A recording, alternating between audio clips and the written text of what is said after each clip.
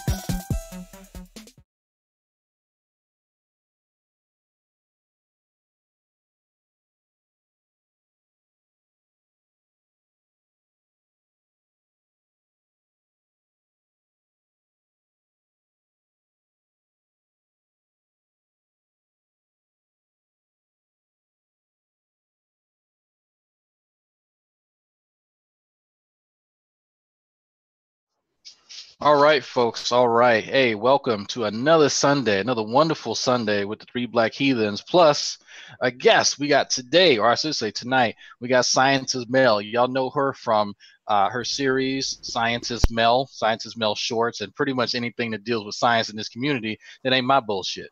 So, man, we got Imp with us. We got Nate. And oh, by the way, we almost forgot. Thank you for those of y'all who've been Patreon to us. Please, and thank you. I do a terrible job on my own channel thanking folks. Hell, the one dude that hangs out with me is a Patreon.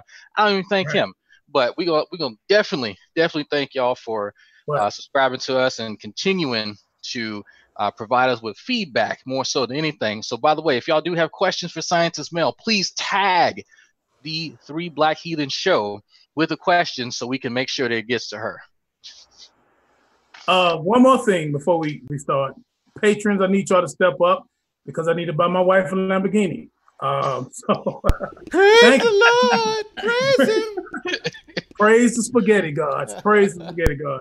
But hey, listen, make sure y'all hit the like button on this video too. And please spread this video and get more people to join us and subscribe. Appreciate that. Okay. All right. So, folks, tonight, y'all seen Scientist Mel, but do you actually know Scientist Mel? As someone who has shared drinks with her and her family, I can say that she is one of the coolest people I've ever hung out with. Next to Nate now. Nate's close.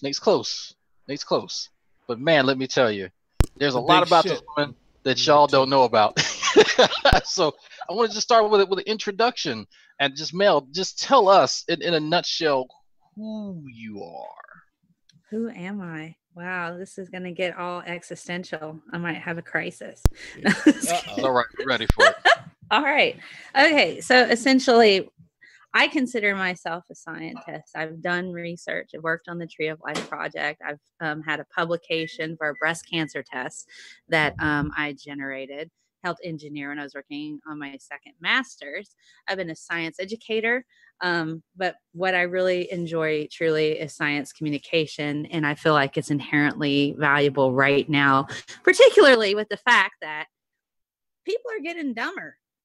The latest National Science Foundation study that came out shows that we're getting worse. It used to be less than 25% of the population thought that the sun revolves around the earth. It's now 27%. It's actually getting worse. So people, science communication is inherently important. It's not just about barking out science content. It's about how do you reach the people that need to understand the science, which is, it's a balancing act. But yes, that's essentially who I am, I think. It depends entirely on who you ask sometimes. So what do you do here online though? What should someone expect when they go to your channel? Well, I have my channel. I have a diverse bunch of shows, and I organize them by playlist. I'm bringing back a particular show that's called Spirited Science, where we talk about a particular science concept, but usually a scientist and the work that they did. And we have a cocktail that's associated with it, and we all kind of share the cocktail. I incorporate a lot of the general public into that particular show. So if somebody's like, "Yeah, I want to talk about Tesla, but I don't know anything about him," like, that's okay. What aspect do you want to talk about this? Well, here's some stuff. Just read on it a bit and tell me what you think on the show. So that incorporates a lot of outreach. I have my Saturday morning show that I stream at 10 a.m. Central Standard Time called The Science Of. That particular show is all viewer generated. All of the topics are viewer generated, and I put it together that morning. So I'll wake up at 6, put my whole show together, and stream at 10. I am doing a new show. My intro was just finished this week and the show is called This Week in BS.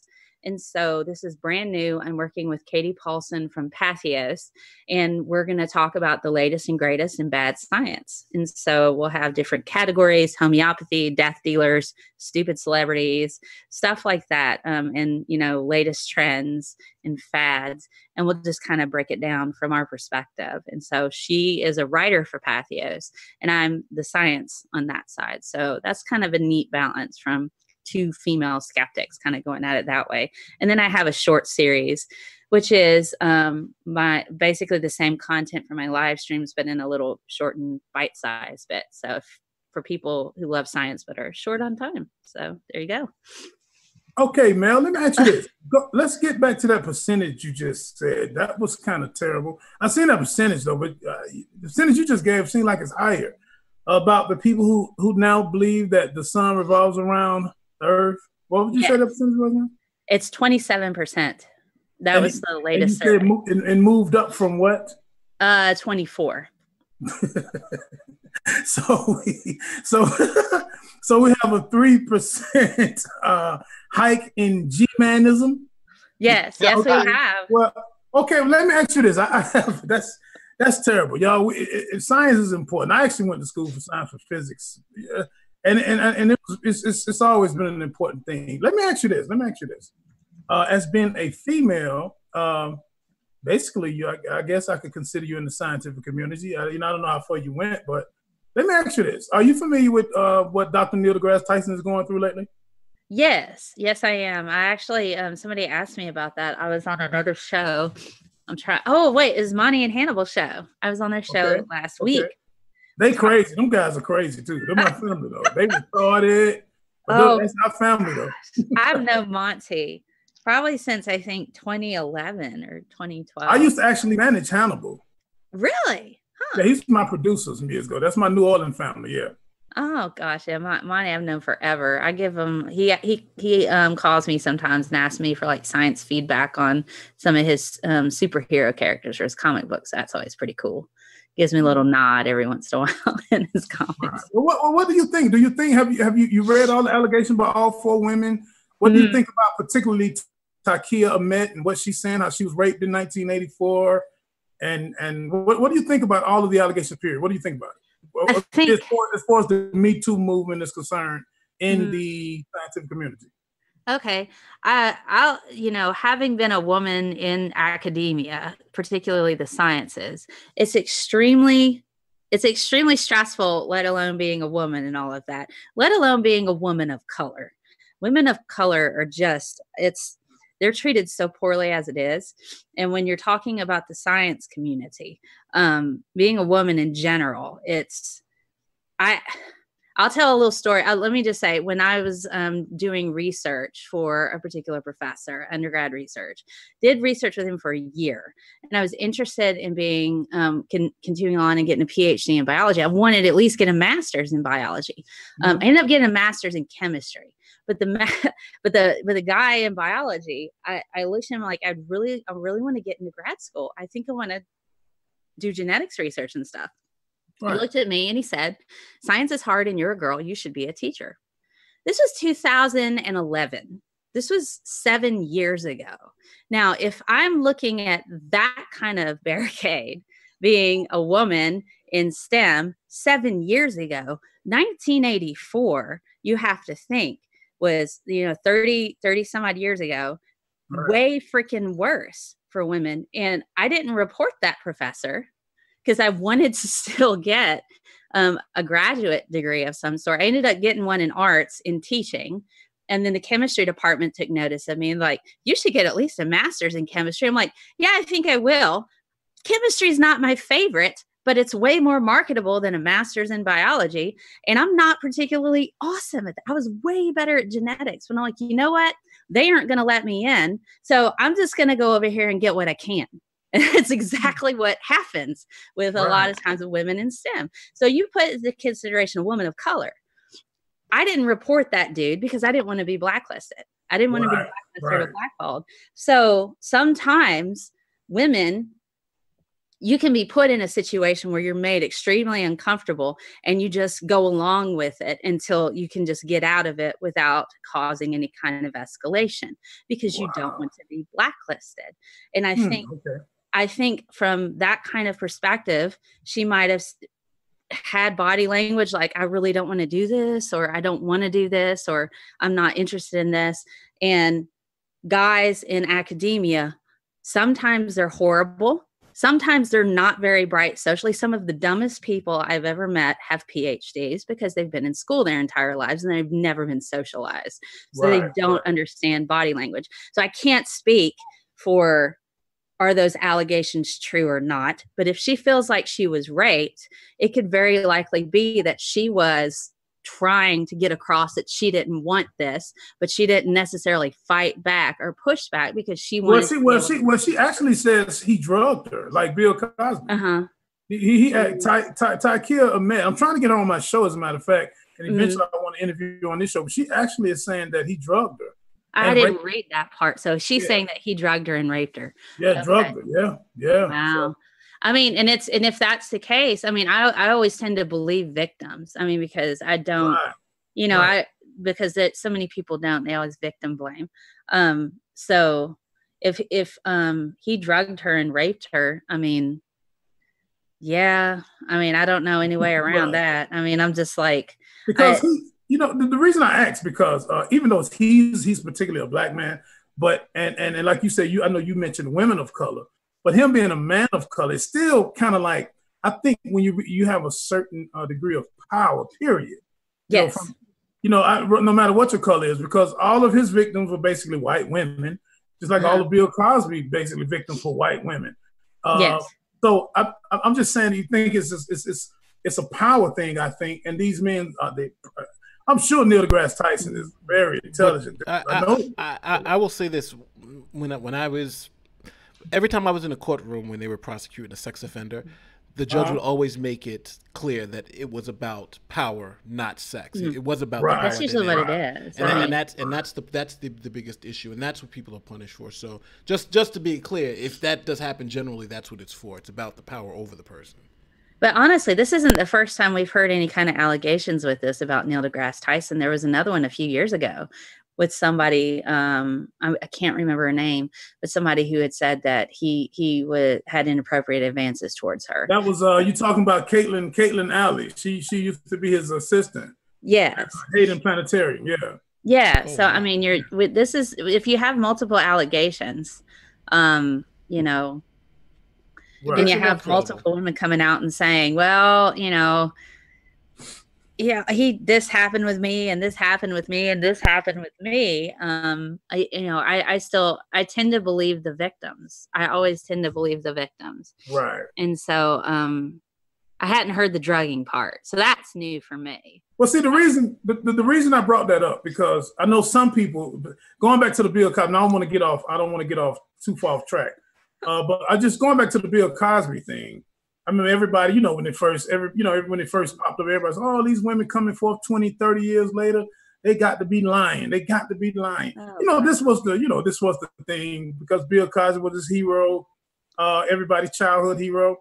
Mm. But the thing about the victims in this particular case, well, even in Bill Cosby's case, and even the victim, the main one, Tykia Ahmed, in this case, she actually came forth in 2010 at a speaking engagement that Tyson was speaking at. And she actually confronted it, and security had to take her out. This was 2010. Then she came back. This is what made me mention it, because you mentioned Pathos. Then she went on Pathos in 2014 and talked with David McAfee and made this blog. And it seemed like the scientific community just swept everything and just didn't talk about nothing. Yeah. So she's been talking about this, and I've been a Neil deGrasse Tyson fan for years. But this particular female has been talking about this for years. She just popped up, but everything's been swept up under the rug. Now all of a sudden, though, Pathos, it just done brought it out, and it's kind of done blowed up with David G. McAfee. So yes, he can't hide no more, you know.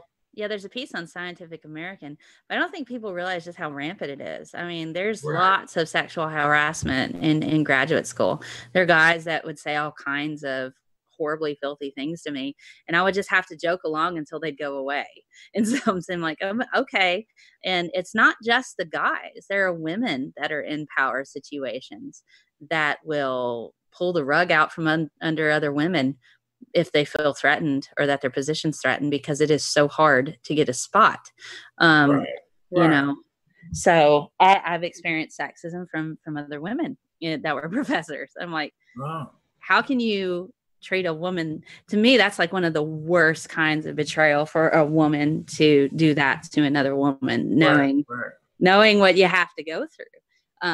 So yeah, no, it's awful. There are lots of gatekeepers, and you do what you got to do to get to where you have to be. And sometimes it's absolutely horrible stuff that you endure in order to do it. So, hey, drag.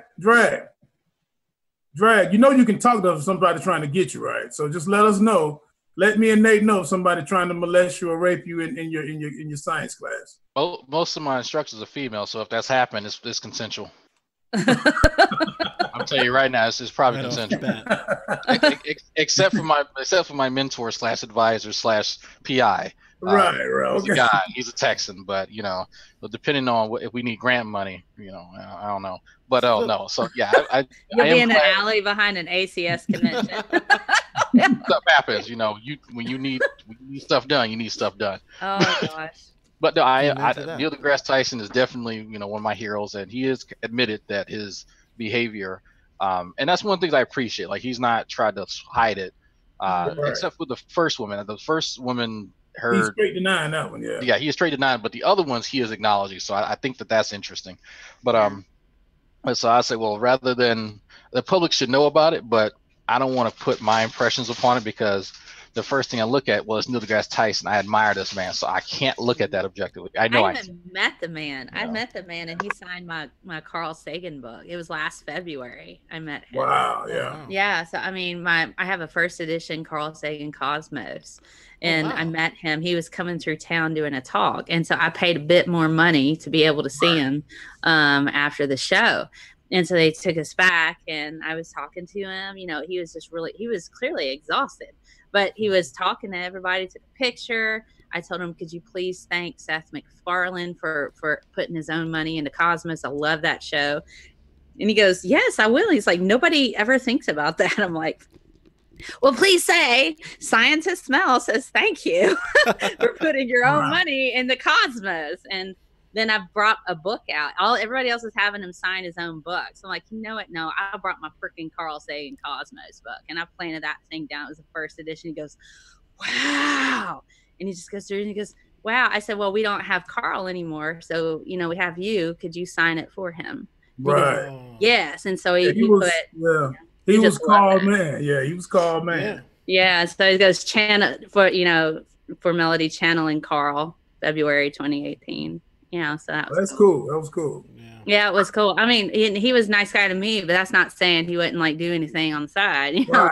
But it just, you know, it upsets me that yet another person that we look up to does that. But I'm not surprised, if I'm honest. I'm so tired of being surprised by things. I'm like, okay, yeah, okay. It's just like another person has done a terrible thing. So, all right, yeah. Okay. Yeah, you're right. I was slated. The reason I bring it up, and I actually made a video about it. Made a couple of videos about Dr. Tyson, but I actually was slated to interview him this January 2018, and his people had got back to me. They had confirmed it. They was going to interview. I was even talking about flying to New York to even interview him, you know, at Hayden's Planetarium. And so his people got back with me. Then the time came, about 2 weeks. I didn't hear nothing back from him. I said around right after New Year's of this year, didn't hear nothing back. Then one of his assistants hit me back and said, well, you know, Tyson, he has to. This is when it really started blowing up, kind of. Mm-hmm. And he started just basically putting off all his engagements. I was like, oh my God, y'all just fucked up my damn interview. That was gonna be the interview of my lifetime right there. But God, that would be nice. So, they can't risk you asking about it though. They're like, this guy might just, you know, pop up ask about it. And then because it was real fresh. Like it was nobody, you know, it wasn't nothing back then. I first started contacting his people. Then I talked to him that one time in November last year. And I had them slated, had them put it on my page and everything about me interviewing Tyson and all, and it just blowed up right there, right around Christmas of last year. Just caught the wrong time. It's kind of over with. So let's I wanted to mention. So Mel, you said you had 2 master's degrees, right? Yeah. Not 1, 2. You said Mel. I like you said Nate. I was like, no, Nate. I ain't been there that long. My God, no, I don't have 2 master's degrees. No. And culinary arts and whatever it is, the other one. Nate got 5 master's degrees. Yeah. Are you really drinking a 40? Is that really a 40?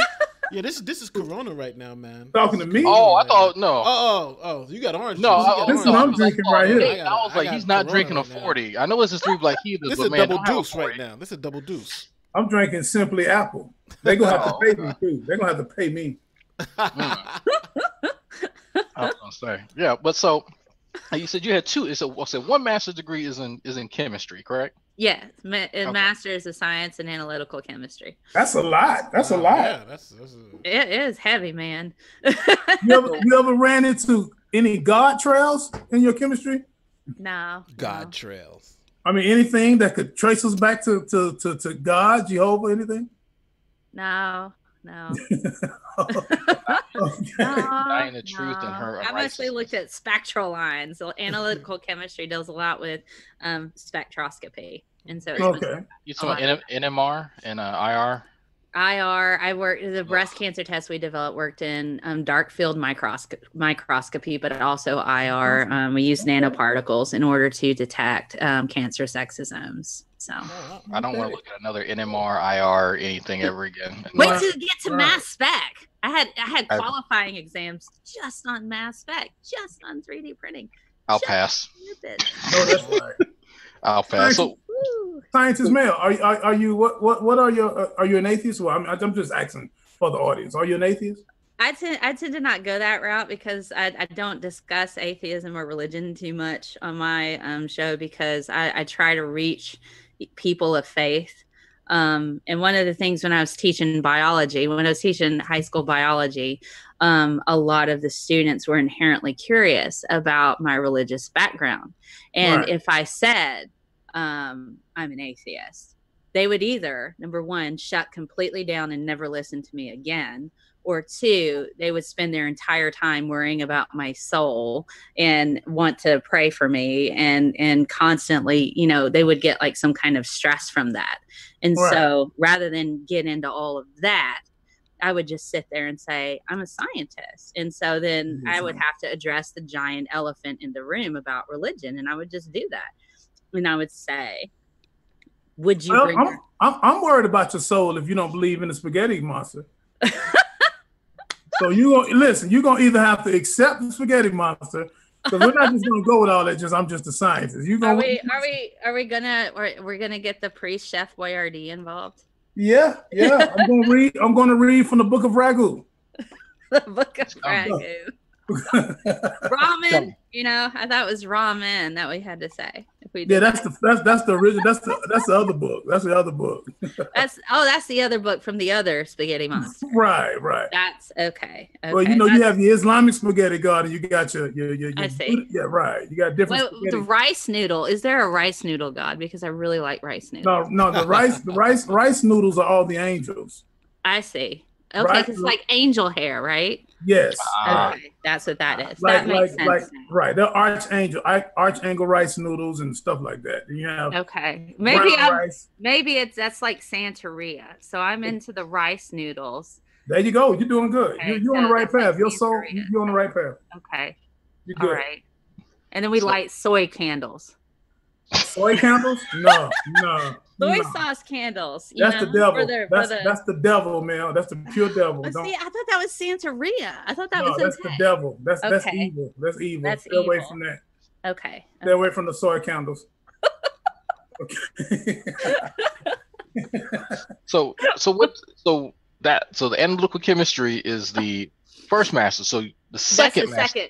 That's the second master. That's the second one. So Yeah. what is the first one in? Masters of Arts and Teaching, specialized in science education. Oh wow. Okay. So you have a specialization in both teaching science and then chemistry. So Yes. you find yourself then being in the perfect position for what a lot of people refer to as science communication, which is in its own right a separate field, right? So Yes, I've toyed with the idea of getting a PhD in science communication. There's a professor that I connected with. I do talks locally and abroad, and I get involved with a series called Nerd Night, which it's nationwide. And so I've done talks on science communication and how to read a scientific paper and how to spot bad science. And so she has been reaching out to me. She's like, you need to come to Penn State and get a PhD in science communication. I'm like, I could, like, I've been tossing that around. I'm like, that might be kind of fun, kind of already doing that anyway. But that might be kind of fun. And I've been toying around with the possibility of going to PhD that route. They probably would accept everything I've already done. So I would just be doing research maybe. Well, but do you need a PhD in, because like say Bill Nye has like a bachelor's in engineering or something. Yeah, I think he's one of like the most famous scientific communicators out there. So could you do it without getting the PhD?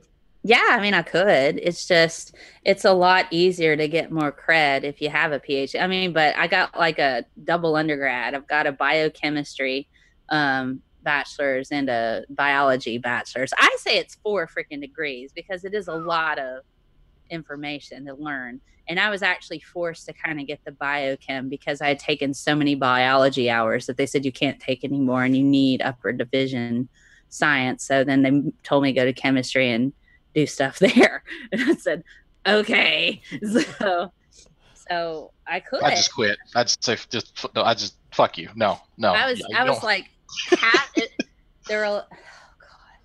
I just needed 3 hours. They were like, well, all of this other biology classes you've taken don't really count towards your degree, but they count towards your cap. So you can't have any more biology hours than upper division. I'm like, oh my God, go get some research credit in chemistry. So I've done research in chemistry. I've done research in biology. I've done research in chemistry again and got published. And then I've also done educational research. So it's like, what the heck? So Mel, I gotta ask you, Mel. So what do you think about the young Earth creationists out here? The people, it's like, because like if anybody else like when they ask me how do I know it, I'll be like, because people like you tell me it's good. You know what I'm saying? The people who've done the research. So no, but Mel has engaged. Mel. Yeah, she's engaged with true empiricism. She's engaged with one of my favorites, Tommy Hall, Mr. Cancer himself. What? She's yeah. Oh yes. Oh no, yes. But hey, listen, double dose, Tommy. Hey, hold up, you guys. I don't know. Y'all talking down like these guys. These are the most intelligent people I've ever seen. I don't know why y'all talking down on these guys like that. True empiricism. Why you think that man's name is in True Empiricism for nothing? Come on now. No. Okay. Oh my what you got to say about the scientists, man? What you got to say about those guys? Because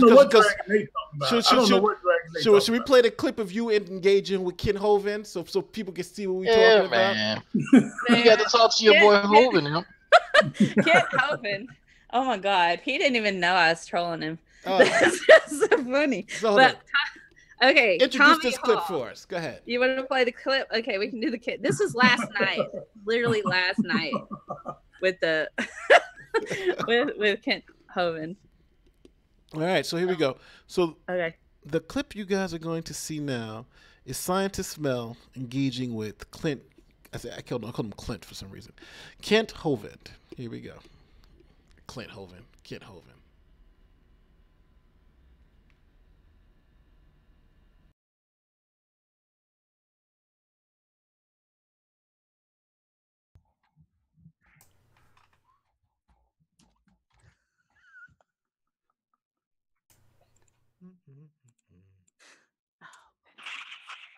Thanks for waiting, honey. He'll be right here. Thank you. Thank you so much. I really appreciate your time. You're welcome. Wow.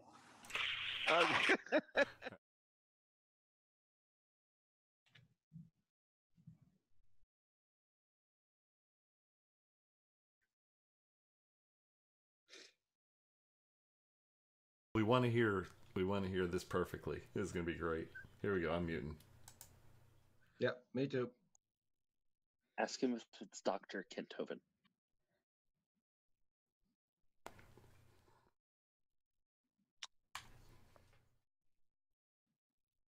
It's gonna be like 3 minutes. The suspense is killing me. Indeed. Well, while we're waiting for him to reach, I will instantly shut up if he appears. I will, in a way, defend Kent Hovind in this sense. The racism stuff that he was telling earlier is not his invention. He did not make up this trope. It is a young Earth creationist trope that the parasitical Kent Hovind logged on. And this goes way back for decades. But they also forget the fact that early creationism was heavily racist. They were Southern racists. And that's another area that just gets swept under the rug in modern 21st century brain dead creationism. Yeah. Just to give some perspective on things. Yeah. I studied this stuff for like decades. It was just like they lose sight of the platform shift in the demographics north and south of the Mason-Dixon line. To get my story together. So I think what I'm going to do is tell him that I'm developing a unit for a church school about creationism and dinosaurs, and I want to get his opinion on where he thinks that the dinosaurs diverged into different species and how that came to be. Oh, Mel, buzzword. Mel, tell him that. Everyone mute your mics now. But don't mention that it's evolution. Yeah, maybe just school and let him guess that it's religious. I don't know. All right, interesting. This is gonna be great. Use the word Barrowman. That'll tease him. No. Wake him up or something? This is it's better if we just don't know. We want answers from the doctor.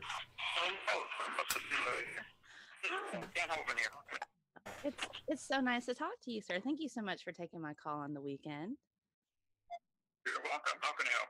Yes, I wanted to call because I'm developing a unit for dinosaurs, and I was really curious about what you think about how it is that the species are so vastly different, like how they diverged.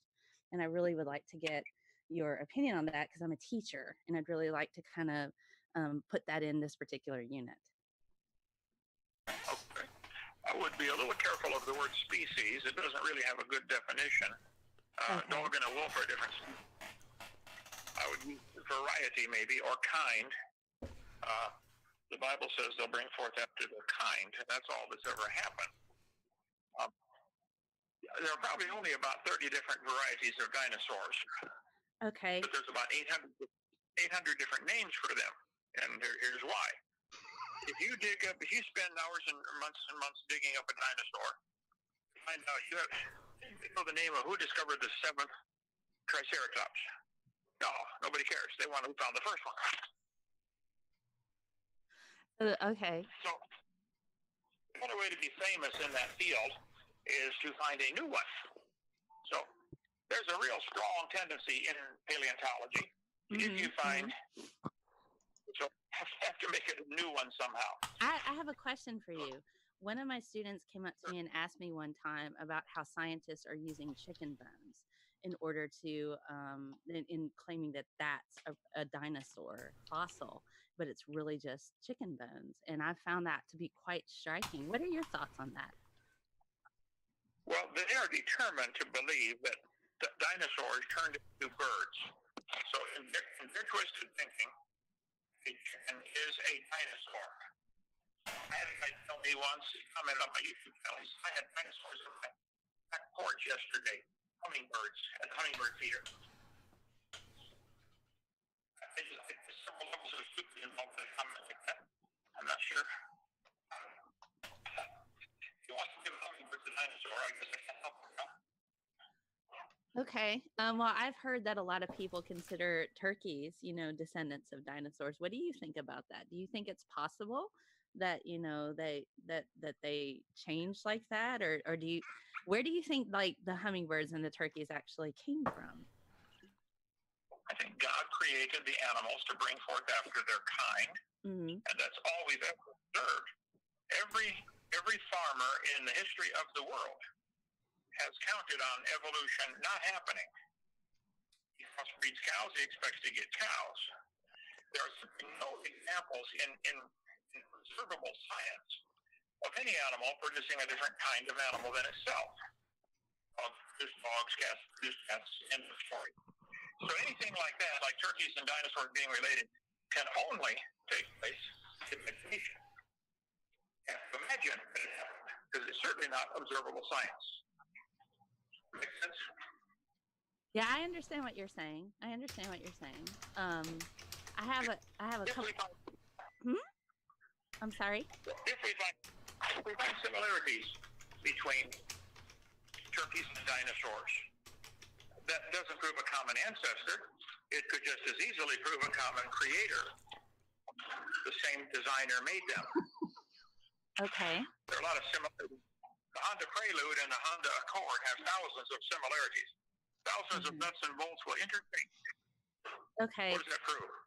You are absolutely right. There are door handles for every door imaginable. I would guess there's only 30 different kinds of dinosaurs.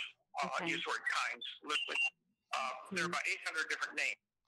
For instance, if you look up the brachiosaur, there's about 20 long-necked dinosaurs. There's apatosaur, brachiosaur, cetosaur, mamenchosaur, seismosaur. They're trying so hard to find a little bump on a bone that's different, so they can be famous and say, I'm the first one to find the Supersaurus or the... I have another question for you, because this is kind of part of it too, because I'm trying to work this in. What about the Cambrian explosion? Because that's like a really, that's really big in the scientific community, where they've like found all these fossils that are like right around the same time, and so they call that like the Cambrian explosion. So I'm trying to understand that a bit better. What do you think about that? Can we buy a Honda Prelude egg? There's no such thing as a geologic column. This is the problem. The whole thing is also imagination. There are lots of layers of rock in the earth. I mean, you can see them in Grand Canyon. There's no question. However, they're all from the same flood in the days of Noah. There's no such thing as a Cambrian period. So I agree. There seems to be when they dig down in the fossils and find all of a sudden all the animals are there at the same time. Wow. Yeah, that's because of Noah's flood. But they were sea creatures, though. That's where I'm kind of confused. A lot of these were sea creatures, so they should have survived the flood, don't you think? The Bible says the fountains of the deep were broken open, and then the windows of heaven are open. So most of the flood water came from inside the earth. If you dump a gallon of boiling water into your aquarium, all the fish are going to die. But it's going to quickly cool off after that. So if hot water was dumped into the ocean from down beneath, it would kill things within 100 miles. This is rainwater, so that shouldn't be that hot, don't you think? No, the Bible says the fountains of the deep were broken open. So most of the flood water came from inside the earth. Psalm 24, Psalm 33, and Psalm 136. All three talk about the earth having water in the crust of the earth. And that's where the flood water came from. I've muted what I'm saying to him. So if you guys want to have me ask him any questions, let me know. So, no such thing as a Tom M will transition. I point out to him, I say, guys, fossils don't count at all. You can't prove any bones you find in the dirt had any children. Can you ask him if fossils are just a snapshot of You don't know populations over time? To do something no animal today can do, Ask which is him produce something other than its kind. Ask him if a fossil is just a... Cows, dogs produce dogs. There are no exceptions. Ask him if he thinks that dogs would produce anything but dogs, or that caniforms according to evolution. Ask him that. Okay. I have a question. So what do you think fossils are in general? Are they like snapshots of what you think a population is at a particular time? Or how old do you think they are? I mean, the ones that they find that, they found like the Cambrian, which you say is with the flood and all of that, where all those sea creatures died. What do you think what fossils are actually?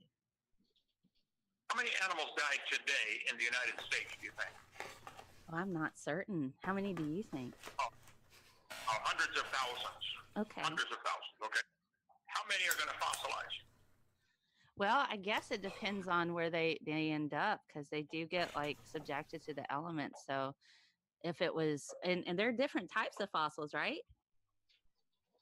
In America, they get eaten. So there are so many different types of fossils. So I would think the ocean fossils would probably be preserved for a little bit longer than maybe one that's just kind of subjected to the normal elements. What do you think? Well, if an animal dies today, its remains get scattered all over the woods by the coyotes and the buzzards and the ants and the vultures and rednecks. Fossils of an animal with the skeleton still fully articulated, which is exactly what they find by the billions. Billions and billions of animals have been found fossilized. The Karoo Formation, just that one formation, has 800 million vertebrate animals. I thought that was...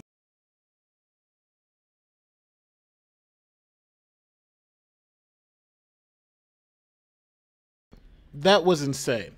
That was insane.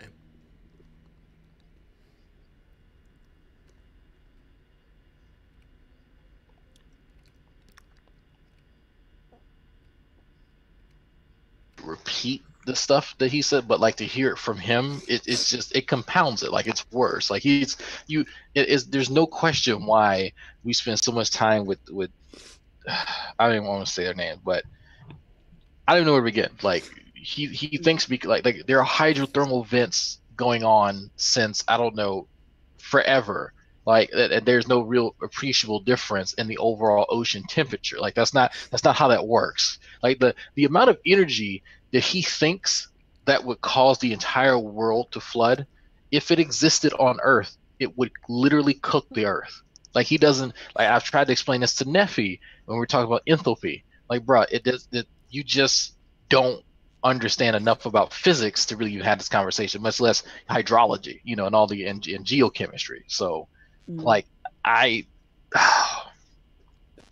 See, I've gotten a little bit of flack after that call last night from a few people. Why? And they're, because they're like, oh, well, this is kind of childish and you're trolling a little bit. And I know you hate trolls. Okay, all I've got to say is anybody who makes money off of lying to other people, anybody who makes money off of lying to other people absolutely has every right to be questioned and have their perspectives completely ripped apart in any form or fashion.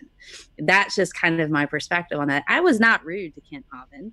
And honestly, if I let him on my channel, he would say the exact same thing. Mel, I got to disagree with you at one point. We love the trolls here. Jesus is Lord. He's in the chat. We love the trolls. Trolls, we love you. You are our biggest fans are the trolls. So we always gotta show love to the trolls. Scientist Mel speaks for herself. We love the trolls. So please come continue on. But yeah, we love the trolls here. We try to build a bridge, we all on it. So trolls are welcome. And honestly, anytime anybody's made a hate video about me, I get more subscribers. So it's for real, they don't truly bother me. The only kind of trolls that I have severe problems with are the ones that are harmful, the ones that go after you and dox your family and all of that. But but some people make the case that Ken Hovind is hurting people. He's taking their money. He's giving them bad science. He's telling them don't believe the truth. Like is that how you feel it? Do you feel that he's actually hurting people? I do feel that he is hurting people. He's misrepresenting science. He's causing a lot of distrust for science. I had somebody on Facebook in the Great Debate community say I was childish for ripping him apart. And he goes, well, people spend money on this or that. And I'm saying, well, people are throwing money at him for these types of things. And he's like, well, I don't believe in science. Or like, well, you're just throwing money at it. You're on Facebook right now and you benefit from science. You throw money at science and you're saying you don't trust it.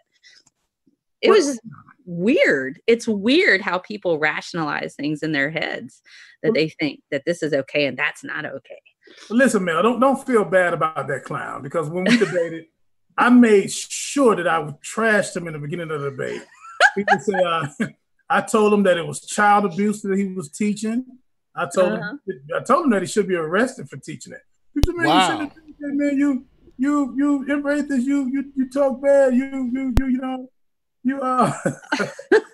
I think he deserves to be talked down on because he's teaching garbage. Period. Point blank. Yes, and so is Ken Ham, and a lot of these people are actively misrepresenting science on purpose to get the general population to distrust science. But the thing that they don't understand, that they get upset when you go to rip apart like Ken Hovind or Ken Ham.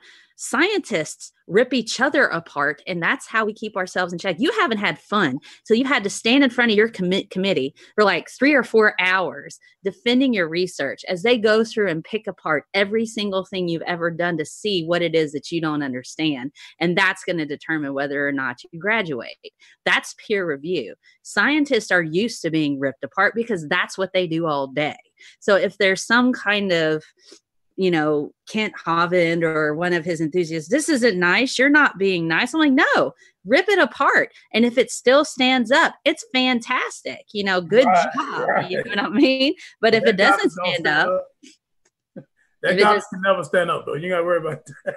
Well, that's what I'm saying. So people are like, this is childish. I'm like, no, he should absolutely be questioned and he should be ridiculed and he should be pulled down because that's what scientists do to each other.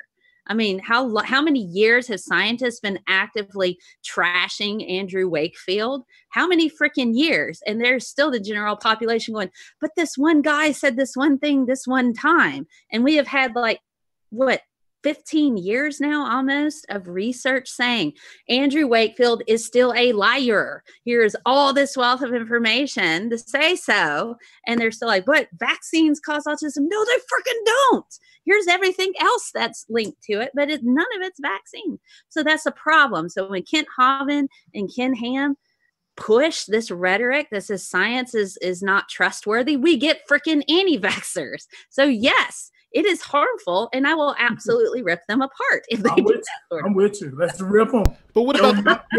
But even to both of you, what about the argument that it's their that really this is an attack against their religion, because it's their religion that keeps them from believing this?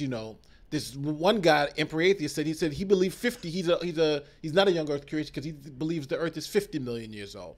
And he thought that was like an accomplishment. And, it's 4.5 billion years old. No, I'm saying this is where we're at right now. But what do you say? How do you tell the person who has these religious convictions that yes, your truth is not really the truth? And science is trying to lead us to the truth, because that's what you're trying to really overcome, it seems like. You want to answer that first, Mel? Because this is simple. That's a simple answer. If I'm trying to actually reach a person and get them to listen to me and understand, I'll sit there and I'll listen to what they have to say. So like with Kent Hovind, I just said, no, what do you think about that? What do you think about that? And if you go further into that particular talk, he gets into global warming and that people don't take care of their stuff. And if they actually own their own property, then they would do better with pollution. I'm like, this is just the mental backflips going on here. It helps me understand how their thought processes go. And then I can go in and go, oh, well, that's an interesting perspective. I would agree with you on that, but here's this thing here that, it's in how, and then if they'll try to push that aside, I keep going, but here's this thing here. And I try to put that little nagging bird in their head. So I try to use what they have to demonstrate. I had one guy talk to me about the world was created in 7 days. And I go, okay, well, the thing about the sun not actually being created until later, how do you know what a day is? I'm like, and how do you know a day is not 1,000,000 years to God? Wouldn't it be interesting that, if God dictated time, what if every single day was 1,000,000 years? I'm like, that's got to be a drop in the bucket to him. What's eternity? And then you start getting into all of these like philosophical, mind-blowing type of existentially, is God too small? I think God is way more profound than that. And then you just kind of blow it out of proportions, and you can kind of get into, it could be billions of years old. Is maybe a day 1,000,000,000 years for a God? How do you know that? Wouldn't that be like a pretty cool idea if God could dictate time that way? And then so they're like, wow, okay, yeah, I got to think about this. And you're like, yeah, let me know what you think. And then you come, well, I think it's this. Oh, do you? What else do you think? And so I get as much information as I can from the person I'm talking to. And so I try to do it in a very nice way. It was really hard to not laugh at Kent Hovind, if I'm honest. But I wanted to get as much information as I could. And so I'm not giving him a platform in that regard, because you got to be careful. I don't want to give people like that a platform. And I would never debate him openly for any capacity, because it's utterly useless. But what about Bill Nye debated Ken Ham that time? So do you think he gave him a platform? Yes, I do. Everybody who watched that who's for Ken Ham thinks Ken Ham won. I mean, so what they needed was Neil deGrasse Tyson out there, if I'm honest. I know we've got all this controversy. Who you say who think Ken Ham won besides Ken Hammett? Ken Hammett.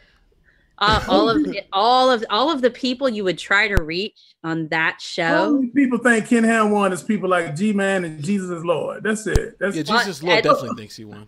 I was teaching evolution in high school. Bless your heart. I was teaching high school biology at the time that debate came out, and it was massive. There were a few atheists in my classroom, and I knew that because you just know.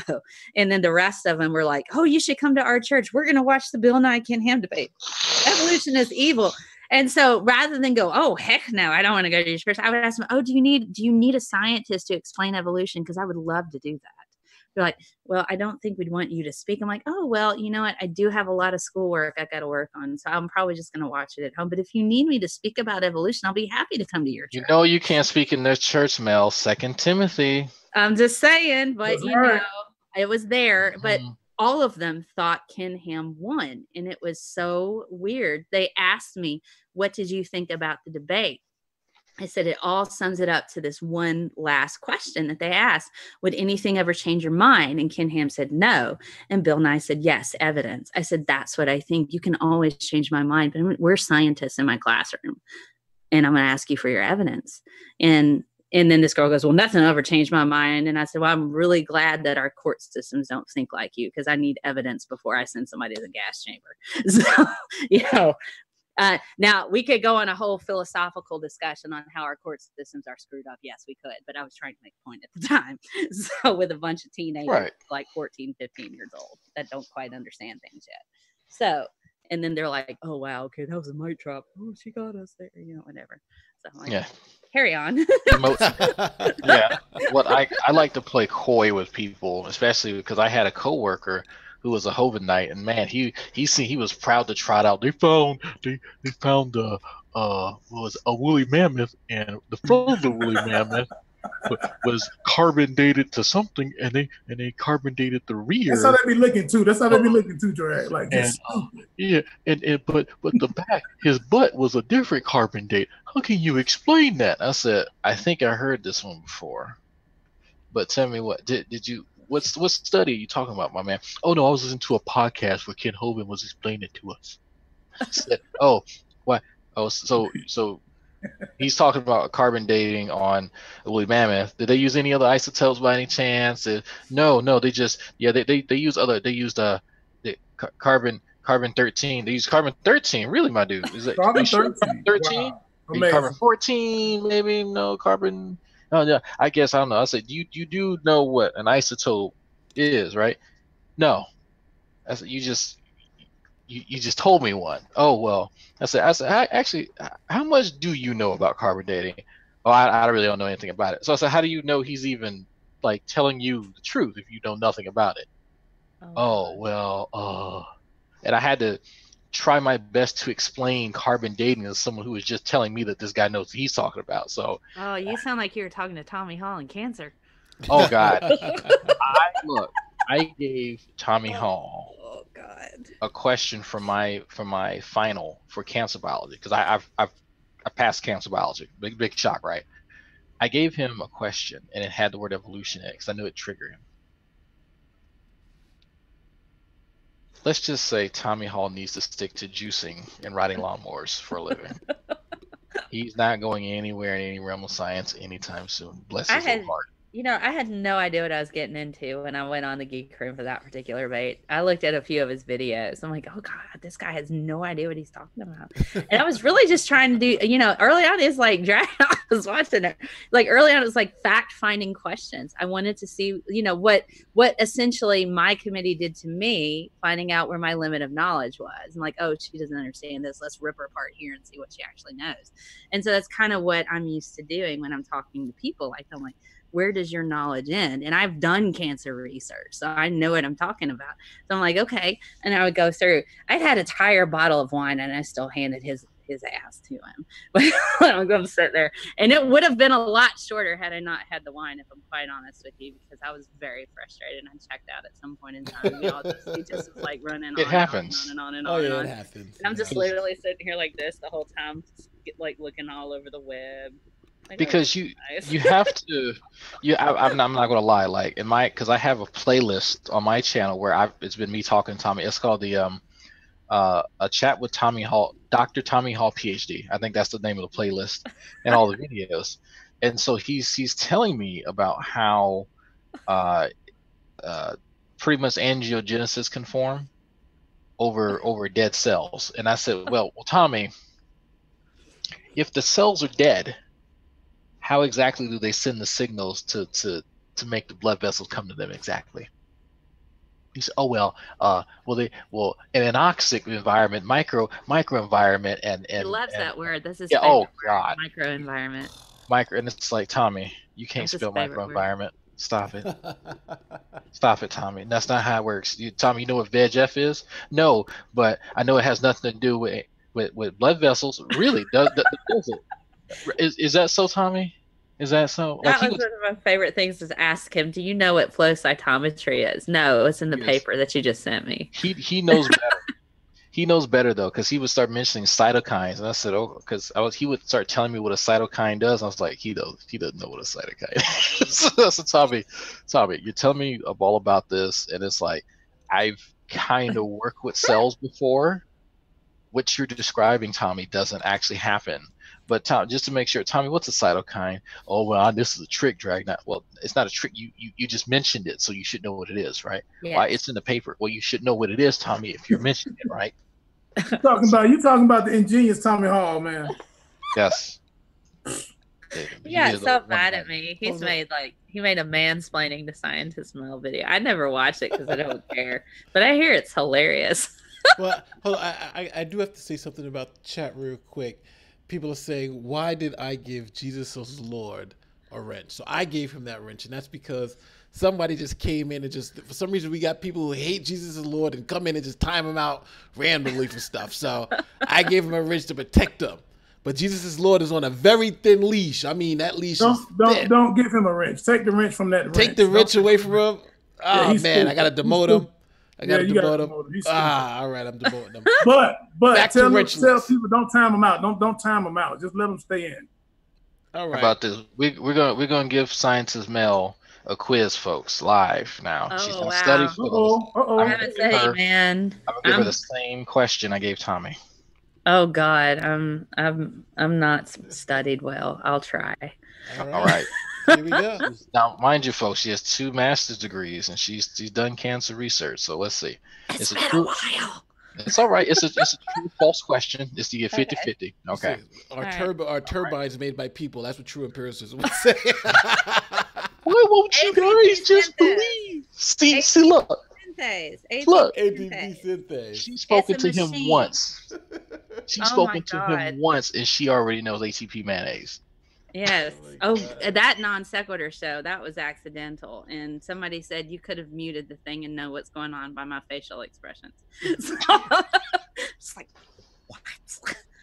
You pretty much got everything from him. So here's the question. Here's the question that I gave Tommy. All right, true or false? The following observations would support the Darwinian theory for evolution of cancer cells. Cells of the same type isolated from a tumor are all found to have multiple identical mutations, and cells isolated from a tumor are found to have an inactivating mutation in a gene that is normally pro-apoptotic. Hold on, I'm going to answer that first as a creationist. Darwin's a racist and evolution is false. What? What you say, Nate? Look, that answer was actually close to what Tommy put in the first response. I'm telling you, you know what they're going to say. That's actually pretty darn close. Say that again, Nate. Say that again, Nate. What was your answer as a creationist? My answer as a creationist, evolution is false. What was it? Evolution? What did I? Damn, now I forgot what I said. Evolution. You said Darwin's racist. Darwin's a racist and evolution is false. Oh yeah. Those are okay. my answers to that question. Period. Yeah. Did you read Origin of Species? He's a racist. Yeah, all that bullshit. Yeah, all that. Yeah. Okay. So we're talking about Darwinian theory. Yeah. Come on, yeah. Yeah. Okay, so he didn't even know about genetics at the time. So what aspect of Darwinian theory are we talking about? Because it's, theory of natural selection. I mean, theory of evolution by natural selection. Genetics hadn't even been discovered yet. So yeah, it's a weird way that they pose this, but they're trying to superimpose evolution over cancer biology as a way that's describe how the cells themselves would go about proliferating and existing. Cancer cells are not going to be identical usually. They mutate rapidly and then they change. So there's no identical genes there usually. I mean, you can take cancer cells from the same tumor, they're going to be different. That's kind of the point. So I put the actually, because it's a long question, I put it in the chat. Okay. This is a weird. Oh, that monster. Yeah, that's the question. And that's a true or false too. Cells of the same type isolated from a tumor are all found to have multiple identical mutations. Cells isolated from a tumor are all found to have an inactivating mutation in a gene that is normally pro-apoptotic. So are they talking about the tumor suppressor gene in that? Is that what that means? Damn, the scientist is confused. Yeah, I was kind of fucked up with the question too. This is a problematic scientist on the show. Just as a teacher, this question sucks.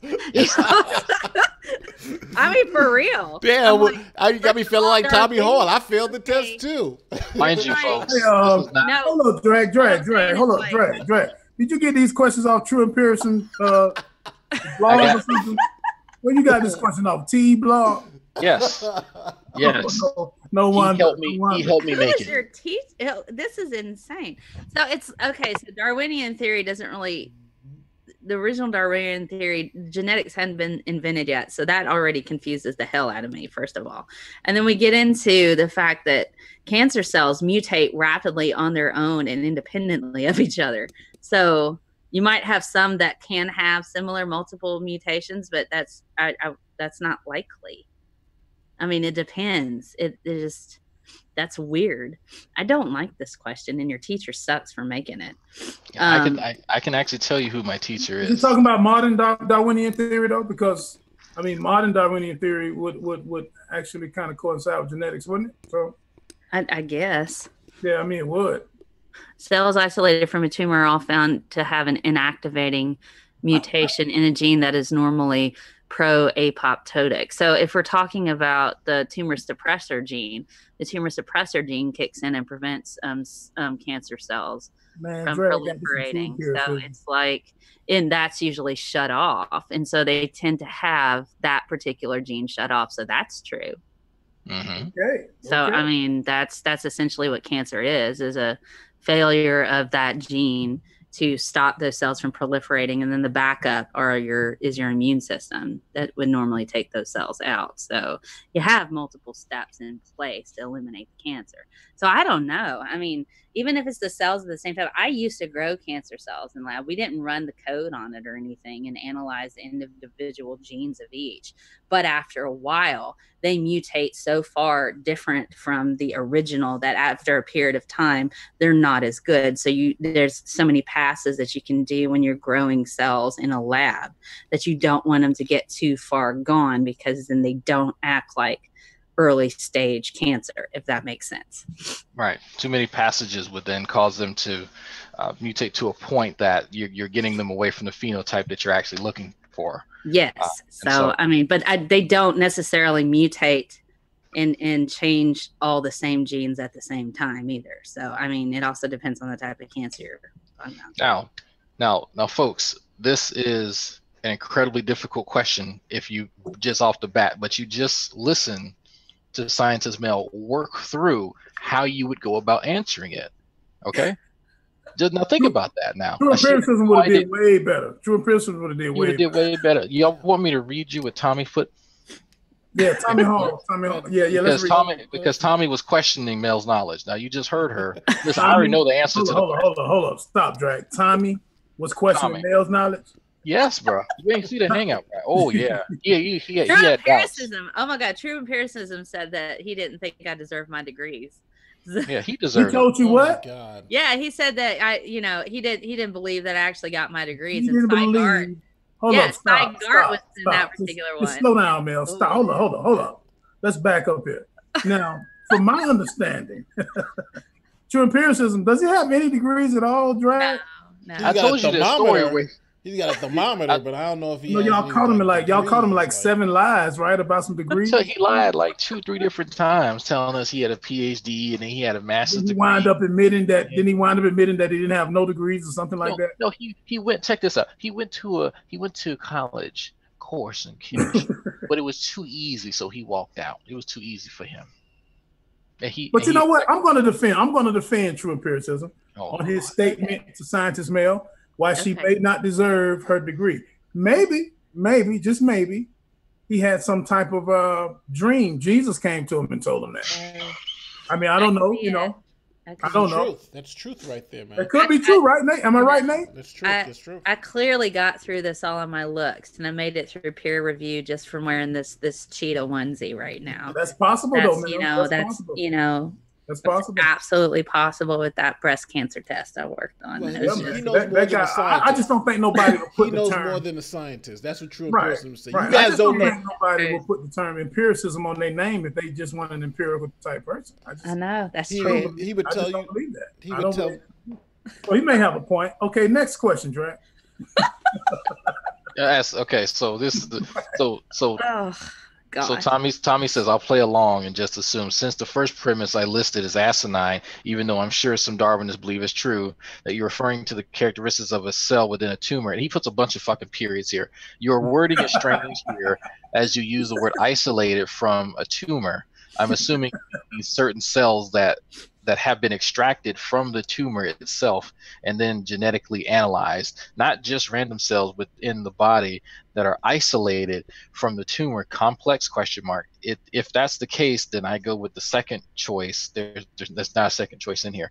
As for our Darwinists, no two cells we'd be expected to generate the same identical mutations if mutations were truly haphazard. Besides, there are thousands and thousands of different mutations within a cell. They could hardly be expected to be the exact same within different cells. So, Tommy, don't quit your fucking day job anytime soon, man. You don't need to go anywhere near any scientific discussion on this in this lifetime or the next. You are probably the most uneducated and most hilarious dudes I've ever run across. Goodness. Yeah. I really was curious as to what you would say, and you did not disappoint. So, but the microenvironment. But yes, the micro. It's like Tom, and you know what? Microenvironment.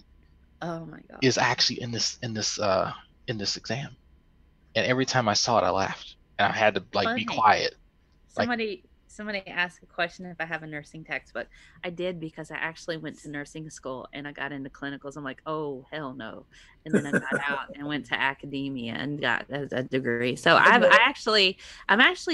have had all the prerequisites for nursing school and pre-med. So yeah, I have a nursing textbook. Got even into pharmacology a little bit. So anatomy and physiology has been quite useful. So yeah, it's a year of that. So there you go. Let's see, okay, so we'll have an easier question. All right. Let me see. Okay, here we go. Something that us regular people could understand, because that last one, I'm still like, I don't know who was right. I'm still judging to show you how much science communication I need, because I'm still confused on the last question. I just trust Mel. I think I did an episode on cancer. I think I actually did an episode on cancer. That question was one of the hardest in the study guide. So this one's easier. That was the study guide. This terminology. I can share it with you. I can literally share it with you. I have a open document on right now. So Mel, you know this one. You know this one. So the process of formation of new blood vessels is called blank. That's angiogenesis. There we go. Bingo. Yeah. There we go, folks. What Mel said. Yeah. Well, okay. You've heard of angina. All right. So that's like a heart issue. Angina is related to that, blood vessels and all that. You think of like your blood vessels getting clotted up with cholesterol and stuff. That's related to that. So when you hear angiogenesis, that has to do with making blood vessels. Angio being the blood vessel part, and genesis, like the book, the beginning and making stuff. There you go. Praise God. Praise him. That's where the Greek term actually comes from, Genesis, right? Yeah, I pulled up your study guide, so I'm gonna judge it harshly. Okay. How about this, my Mel? Angina. How about mangina? What is mangina? She spoke to a few of those on here already. Okay, that's not a biological term anymore, mangina. No, probably not. Is that when they tuck? Is that it? When they tuck like Buffalo Bill in Silence of the Lambs. Yes. Oh, that's right. So as she's looking through that, so I wanted Buffalo Bill. Do me, I do me. So I wanted to talk a little bit about too. So some of your goals. Now I know you and I have personally spoken about this in length over alcohol, but so people see you on YouTube, and you obviously have a different background and a different set of goals than the people that you end up speaking to. The Tommy Halls and the true empiricisms and the whatnot. So could you tell us what some of your goals, short-term and long-term goals, are with what you do? Well, short term, I'm trying to build up more subscribers. And what I've been doing, I'm trying to diversify my content, because having been an instructor and a teacher, it's really important to be able to have similar content but spread out in different ways. That's why I have Spirited Science, which I want to take to local pubs, cafes, restaurants, breweries, and pull more of the general population into that show and get them incorporated into it, because I feel like it needs to be more interactive and trying to get more adults to understand a bit more science and in a fun and adult kind of way.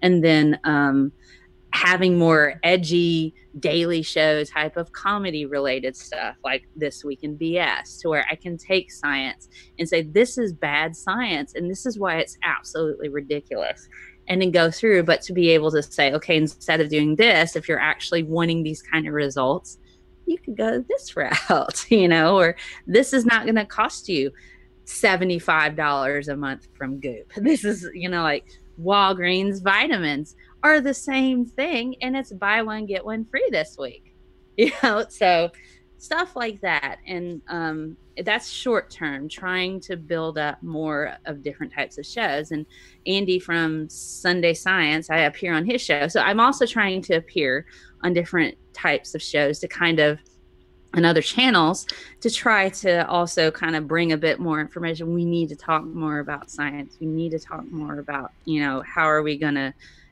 educate the general population, because it's a real freaking problem, and there's a lot of distrust for scientists.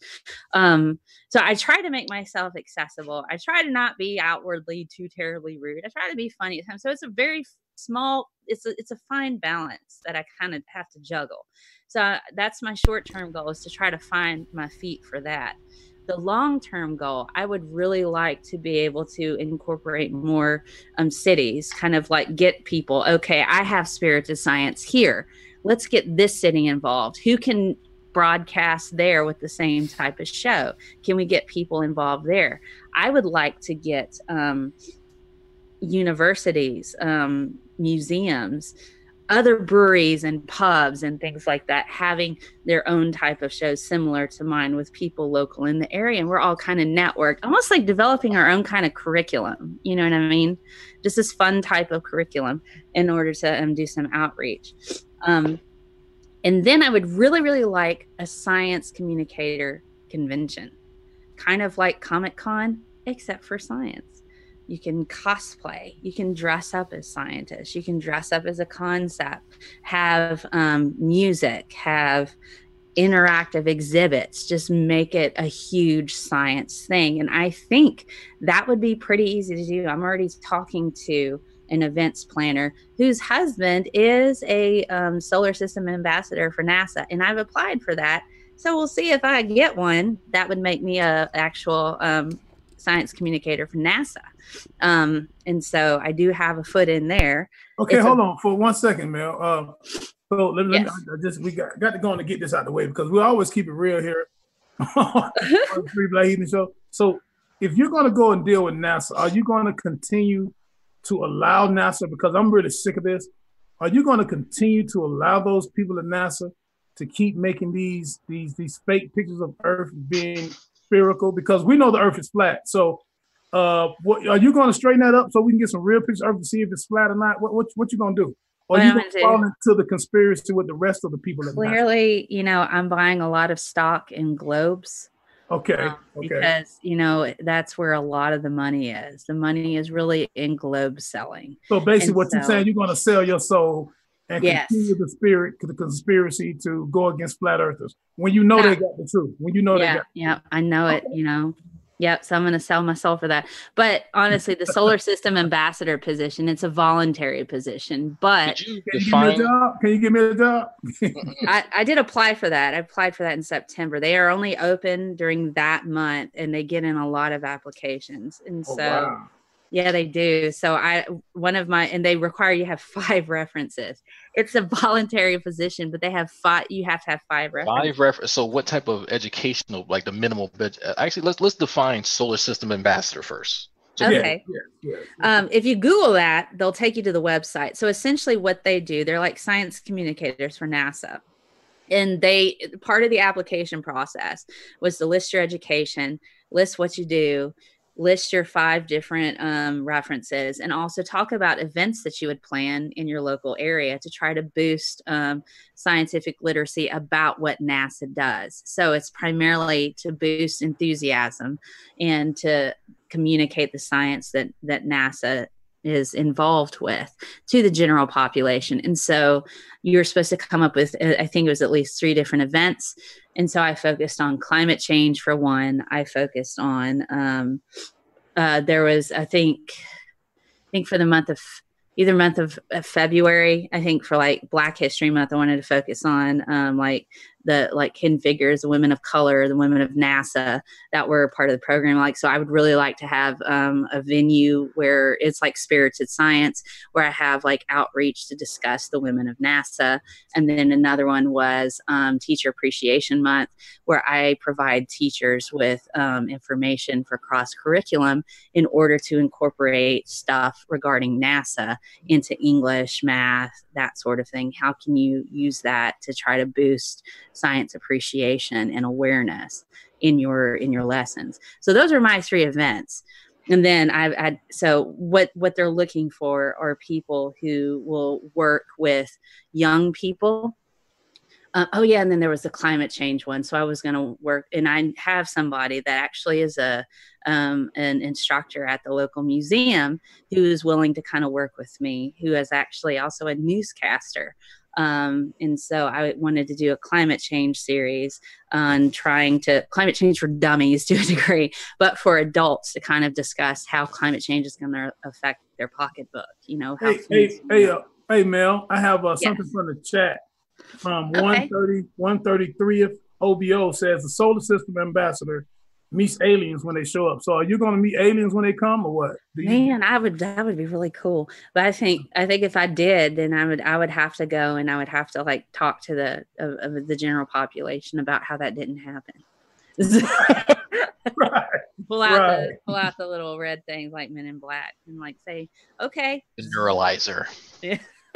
Sad that I know that.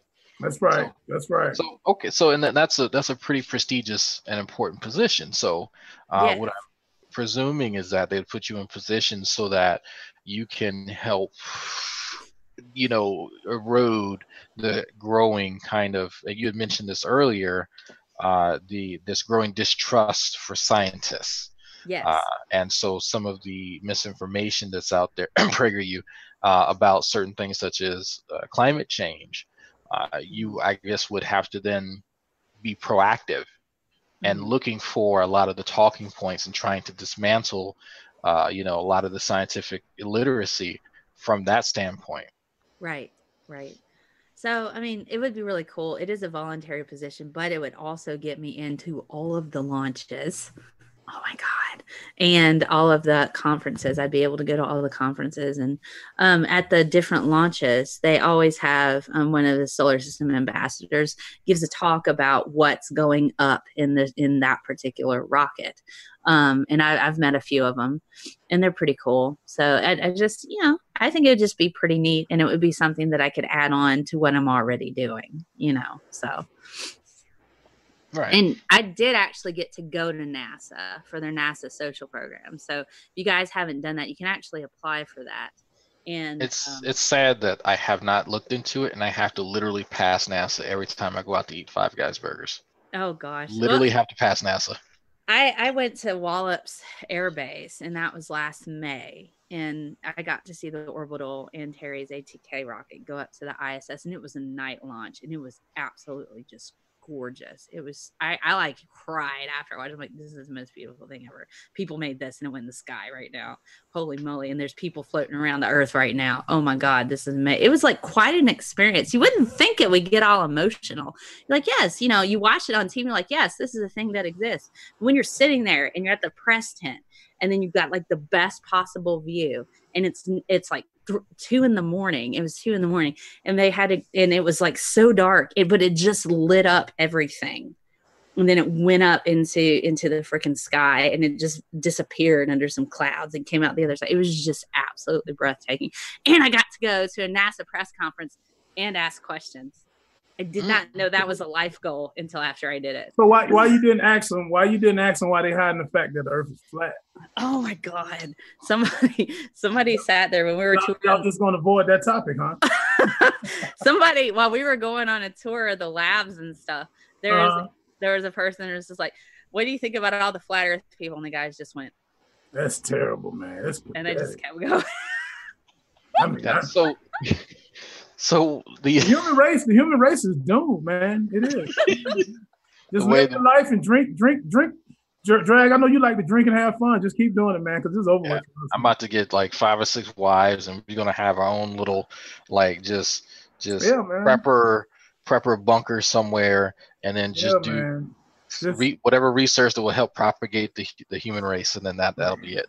Because everybody else, they're gonna get it. But so have all the fun for our son burn out, man. Just do it. Go to hell in a handbasket. So okay. So as potentially, let's put yourself in that position as an ambassador. An ambassador for NASA. to the lying government NASA. NASA. what would you tell the layperson who says, well, NASA has plenty of money. They're spending millions upon millions of dollars putting these rocket ships up in the sky, and there are people floating around and doing this, that, and the other. This is coming out of my pocketbook. Why should I care? Well, I would say it's really not. There's companies that go and pay for these rockets, hence Antares and Orbital ATK. Those are owned by specific companies that go and build this and enter it for NASA. And a lot of the technologies do not exclusively belong to NASA. NASA just works with them. But did we forget that space jump that they did was sponsored by Red Bull? I mean, NASA is not just rolling in money, and their money and their funding's getting cut back all the time. So, it's not coming out of your pocket. It's funded by corporations, a lot of corporations that are spending money on this for their particular products that they want to see that are in microgravity and how they react there for potential use later on. So, it's not that. So say, calm your tits. You're not paying for anything. But no, we do got to keep it real. You know, we give hundreds of billions of dollars to NASA. You know, a lot of the stuff they put up, you know, we're paying a lot of salaries at NASA. So you could make the argument that the taxpayer is funding a lot of these projects, may not be directly. Yeah, they are. Especially coming forward now, it's different. You know, we're talking about the space shuttle program, going to the moon. That was all taxpayer funded. And the people are going to say, you know, what benefit does it give me for my day-to-day? You know, what benefit is it me sending somebody to Mars? You know, how's that going to change my life here on Earth? Well, there are a lot of technologies that came out of that people use every day. Velcro is one. You know, I believe microwaves are another thing.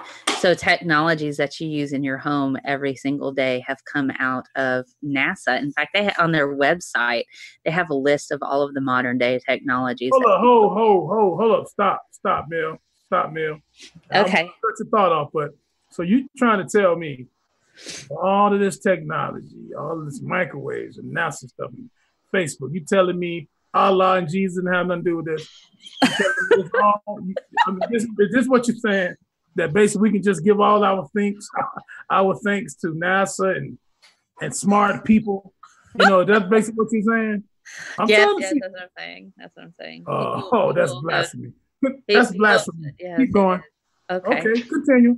Yeah, but if you do go on their website, they do have a section where you can go and look and see all of the technologies that NASA's provided that the general population uses now due to the research that they've done for stuff exclusively for the space shuttle in microgravity environments work quite well on the Earth as well. So Velcro is one of the things. So well, they got a NASA right now. Last I read, I think it was a couple of weeks ago.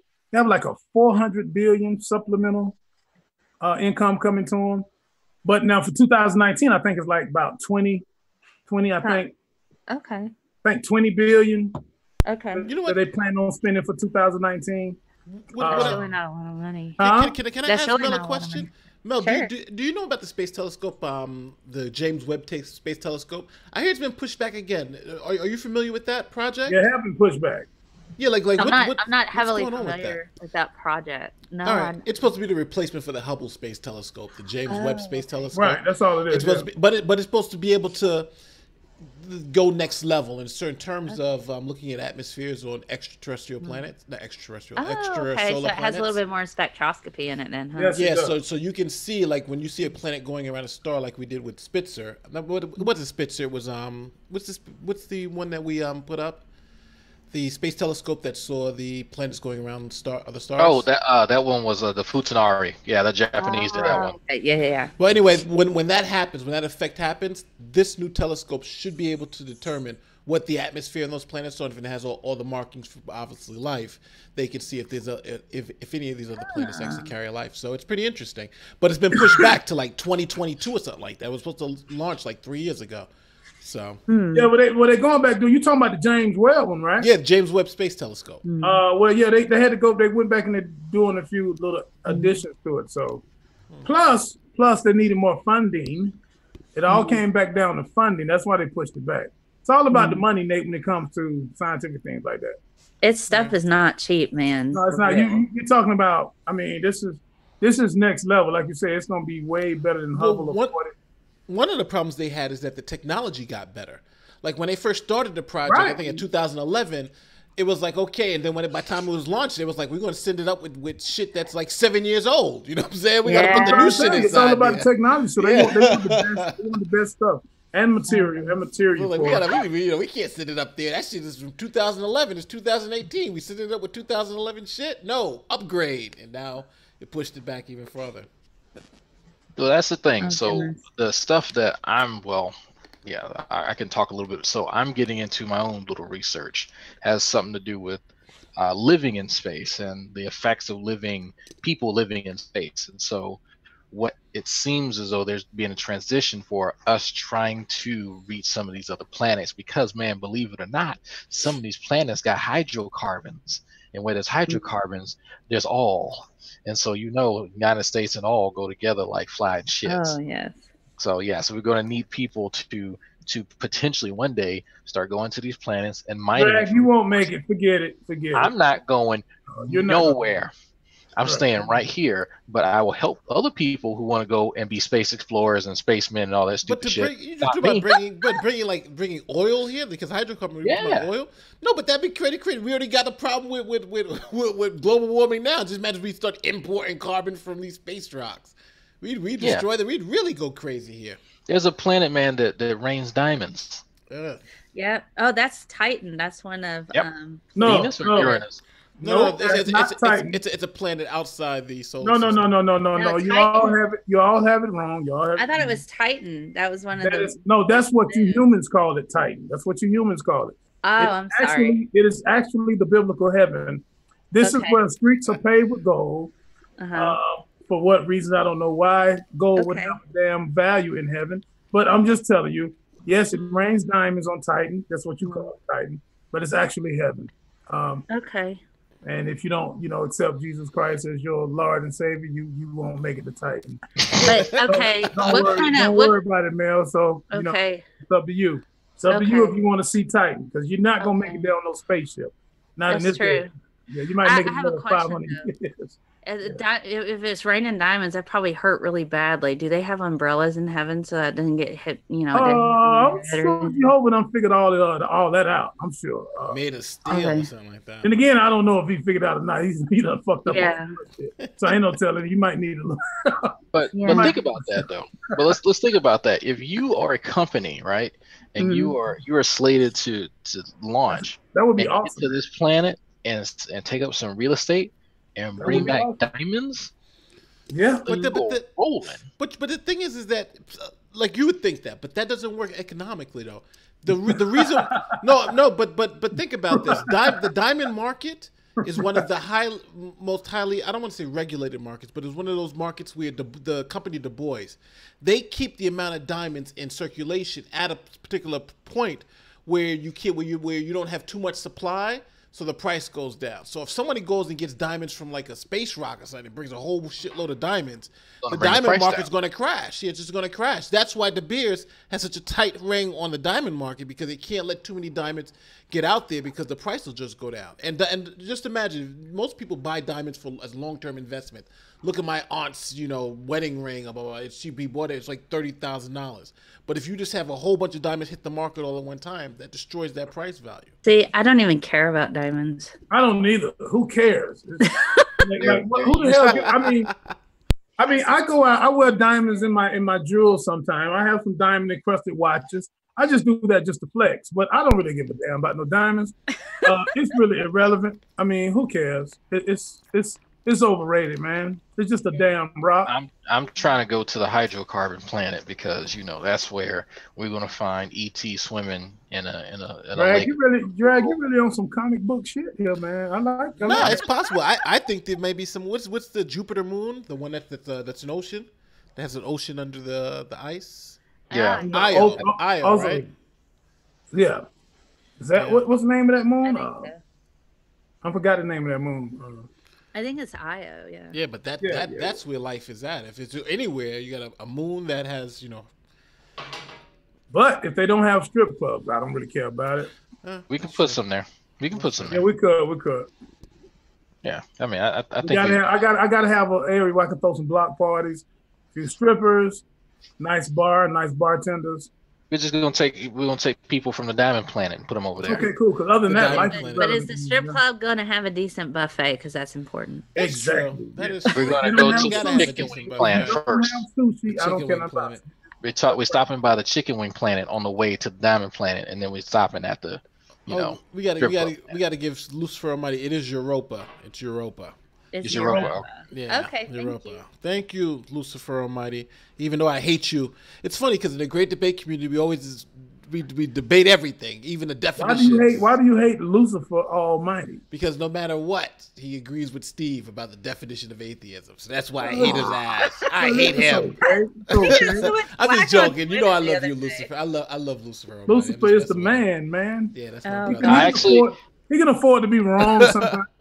I actually met Lucifer in real life. Actually, I met him. No, I met. That's Lucifer. why that's where your soul is going right now. Oh, you're talking about this guy. I met the real Lucifer. Yeah, he's a cool guy. Him and his vape pen. I know. I Drag love is around this pretty thing. good, It's man. like Drag is amazing. around pretty good.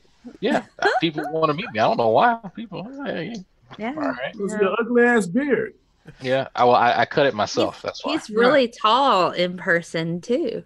Damn, man, that sounded kind of sexy now. Oh yeah. That sounded like you really was interested. Did you hear that? I Nate? did carry I heard him it. all over the quarter. I did like Okay. Those, took him to Reverend Zombies. I hope Miss went to Drag sleep. I Napoleon hope Miss House, had Drag some sleep. food. Hey, Got one thing I wanted to ask you, Scientist Mel, is what do you think the next? If you could predict, what would you predict the next big scientific announcement would be, or revelation? You know, what would you suggest it would be? Would it be something in biology, or do you think it may be something in astronomy? Because everybody seems like they're so close to something, you know. I think it's probably going to be in the medical field, mostly probably in cancer. I think they're really close to another cancer vaccine. Wow. Since I think they're pretty close to that. There are some studies that are being done to try to reverse or at least use a type of vaccine to fight like oral cancer, since there's been a lot of leaps and bounds with like the HPV vaccine, which is, causes cervical cancer. There's Gardasil is one, I think Cervarix is another. And they've recently, the FDA is now allowing women from 25, I think, to 45. Used to, you could only get the HPV vaccine covered up to the age of 25, and then after that you're just screwed. But for women now that are over 25 up to like I think 45 years old, they can now get the HPV vaccine because there's new research that shows that women who are at that age range can benefit from getting the vaccine because there are multiple strains that cause cervical cancer. There's some that are less aggressive than others. That vaccine knocks it all out. And so that's finally been released by the FDA. So ladies over 25, go get vaccinated. And so, but there's new research that's using that kind of model to be able to go and try to treat oral cancer similarly, because there is no actual test for HPV for oral cancer, and that's on the rise. And so I think it's probably going to be somewhere around there, something related to that area, because that's emerging research that's playing off of stuff that's currently working. So I believe we actually have someone in the community that has actually helped develop the HPV vaccine, if I'm not mistaken. Oh, that's cool. I want to say it was Doc Savage. If I'm not mistaken. I want to say that was one of Doc Savage's accolades, is that he helped develop HPV. That's cool. That's cool. But this is the same guy that True Empiricism doubted his credentials, mind you. Well, he doubts everybody. Yeah. He probably goes to the doctor and be like, I doubt your credentials, man. You're telling me I'm a fat man. Oh God. Yeah, I have Doc Savage on LinkedIn. Let me tell you, his accolades and professional history and education has a scroll bar. Okay, I'm just letting you know right now. That's awesome. Yo, have you? I've seen some of the funniest LinkedIn profiles. It's like, either I see one where the person doesn't know like capitalization, so like their name, everything is lowercase, names, all cap, Then I see some where it's like, the person's lying, they got like doctor, PhD, and JD, and you're like, they don't know what any of this stuff stands for. It's just, they just have it up there. I'm about to go update mine. I'm about to put Dr. Mr. Dragnot Memes Silvis Alford. I'm putting everything. Esquire. I want to see what true empiricism say. You know, he probably got some like sexy pick up there. That's right. Looking for work. He won't come on camera anymore because I kept finding those screenshots. You find like the weirdest screenshots. Oh, gosh, man, he's so weird. Oh my God, he's so weird. I ask people to stop sending me information. Oh, they said you need to get in the kitchen and make a sandwich again. I'm like, I don't care. Unless they're saying I'm going to kill her and her family. I really don't care what they have to say. Unless it's like something I need to call the cops on. I don't care. Something serious. Well, yeah. I get the same stuff too. I mean, but it's like, okay, I may entertain some nonsense. Other than that, you know what? I'm just gonna sit on my couch and want to enjoy life. Well, listen, it's time. It's that time of the week that we always hate, that we have to eventually close the show. So I know I don't know where Imp went. Imp just kind of waved goodbye, and that was all the last we saw of the man. So I think he had toilet paper in his eye and a twinkle in his heart and was gone. So there he is. He's back. Y'all still here? Yeah. So you grabbed the toilet paper, you turned off the camera, and you had a little squirt in your face. I can't believe I did this show with these NASA conspirators. No. But listen, we're closing out the show. Does anybody you guys can have your last word? What's going on? Let's let you guys say something, and then Scientist Mel's going to close us out. Any last words?